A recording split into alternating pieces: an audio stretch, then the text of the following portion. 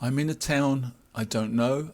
I've selected my destination and I've selected mode walk. The problem is that I don't have no sense of direction here. So the arrow is pointing in a funny direction. What do I have to do? Well, I turn in slowly in one direction to see if that's the right direction. Oh no, the arrow is now pointing away from my walk. I've turned in the wrong direction. So now I just have to turn back. So I've turned 180 degrees, I've turned right round, and now the point of the arrow is pointing at my walk.